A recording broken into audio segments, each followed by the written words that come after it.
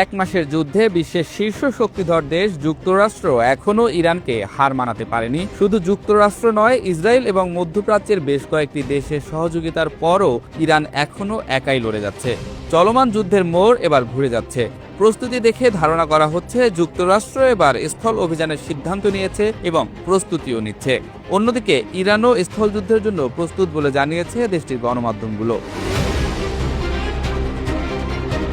এদিকে পেন্টাগনের স্থলযুদ্ধের প্রস্তুতির খবর ছড়িয়ে পড়লে ইরানকে সমর্থন জানিয়ে পাশে থাকার ঘোষণা দিয়েছে হুতি, হামাস ও হিজবুল্লাহ। এমন খবরই প্রকাশিত হয়েছে ইরানের মিডিয়ায়। তেহরানের গণমাধ্যমগুলোর ভাষ্যমতে ইরানের প্রায় 1 মিলিয়ন সৈন্য যুদ্ধের জন্য প্রস্তুত, সঙ্গে থাকবে হিজবুল্লাহ, হামাস ও হুতি গোষ্ঠী।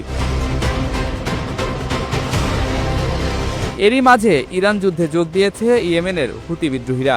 ইরান সমর্থিত গোষ্ঠীটি ইসরায়েলের উপর 2টি ক্ষেপণাস্ত্র হামলা চালানোর দাবি করেছে। এর ফলে মধ্যপ্রাচ্যের এ যুদ্ধ লোহিত সাগর অঞ্চলে ছড়িয়ে পড়া নিয়ে উদ্বেগ বাড়ছে। সেই সঙ্গে সংঘাত আরও বিস্তৃত হওয়ার আশঙ্কাও তৈরি হয়েছে। ওয়াশিংটন পোস্টের খবর অনুযায়ী পেন্টাগন ইরানে কয়েক সপ্তাহব্যাপী স্থল অভিযান চালানোর পরিকল্পনা প্রস্তুত করেছে।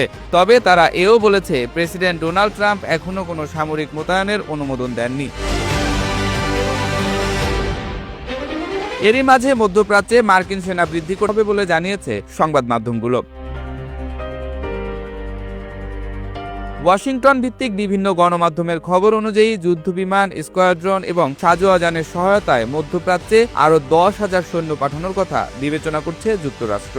এর মধ্যে 82তম এয়ারবোর্ন ডিভিশনের 5,000 মেরিন এবং 2,000 প্যারাট্রুপার অন্তর্ভুক্ত থাকতে পারে।